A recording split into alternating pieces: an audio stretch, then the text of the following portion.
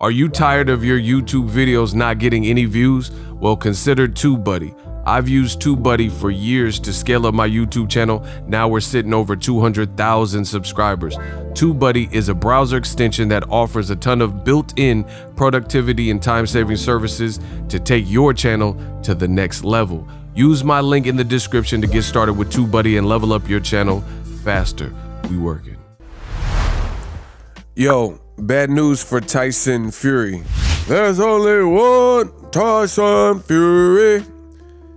He's been inactive for quite some time, and he could have just fought Wilder after all this time. We're going to talk about that in this video. What up, Fight World? It's your boy Ego, and I'm back with some more boxing. Make sure you smash the like button. Also, subscribe to my channel for the latest and greatest in boxing. Make sure you guys sign up for TubeBuddy using my link.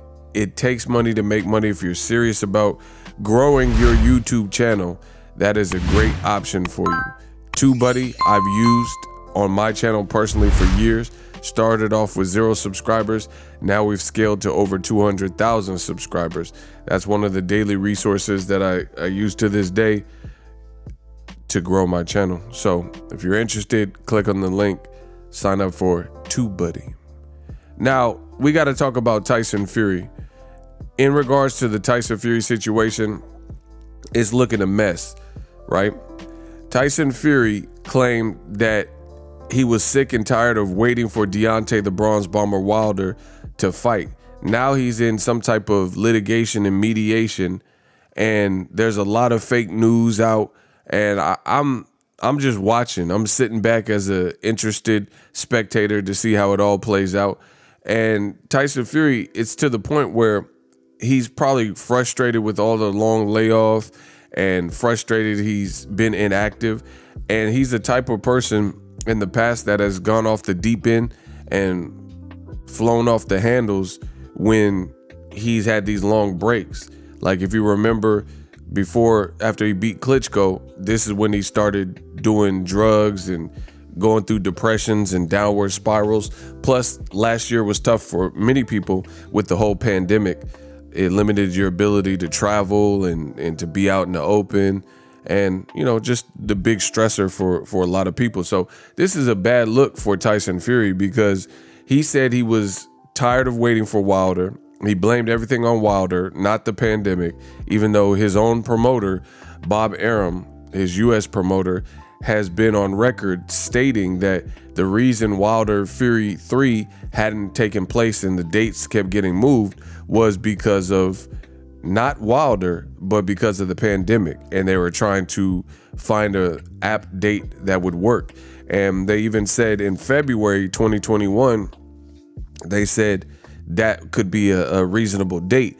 Tyson Fury, he flew off the handles, like I said, and he said February 2021, that's not good enough. I'm fighting. Fight's over. The rematch clause is expired. It's all Wilder's fault. And he made up a bunch of lies and things like that. And now we're here in March 2021, and he still hasn't fought Wilder in a third fight, or anybody else for that matter, nor does he have his next fight scheduled and announced. So it's like, what gives? In addition, you have a bunch of fake news from Eddie Hearn and Bob Arum and Team Fury, and they've been saying for literally a year, almost a year, several months, 8 months or so, that Tyson Fury and Anthony Joshua is a done deal, and they're waiting, and this is a good fight. You're hearing a bunch of predictions about who will win, Joshua, Fury. And what's taking so long? Like, first of all, Fury lied to the public and said that he got off the phone with Daniel Kinahan and he said the fight was done. This was June of 2020. Now here in March of 2021, you still don't have an announcement for either fight. So something has to be the holdup. And again, it's a really bad look because Tyson Fury, he was better off just closing out the trilogy. People accused you of cheating with the glove gate. If you felt you could beat Wilder on the up and up, you should have just did it, and then after that moved on. That's not what Fury decided to do. Fury got impatient. You know, this what it reminds me of. I got a great analogy for you. Have you ever been, let's say at Walmart, you're in store and the lines are kind of long, and you see a line with 2 people and you're in that line, you're the third person, and then you get impatient, so you jump out of the line you're in and you go to a different line because there's only one person there. But that one person has a lot of items and they need price checks because some of the items don't have price tags, and the cashier is also slower. So when it's all said and done, you should have stayed in the line that you were in, and you could have gotten processed because you're looking back at the line you just left, and the 2 people that were in front of you, they've already been processed and they're walking out the door with their carts because that cashier was more efficient and there were no issues. They just boom, boom, boom and paid. That's exactly what has happened with Tyson Fury. Tyson Fury, he was in a line and he should have stayed in the line he was in. He was in the Deontay Wilder line. Closed the trilogy. He should have stayed in the line he was in, and instead he jumped out of line and got in a different line, and now it's created much more of a holdup. And now he has nothing. He has nothing to show.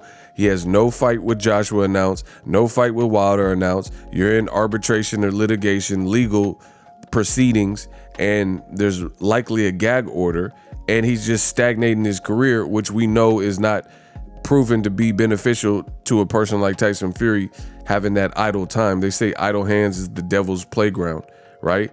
And this is all bad for Tyson Fury. Meanwhile, Wilder just posted some stuff yesterday and he looked like he's chilling. He's just chilling right now. So we'll see how it all plays out, but I just had to update you guys on more live from Tyson Fury. He said he was fighting December 5th in hometown, a London fight or whatever.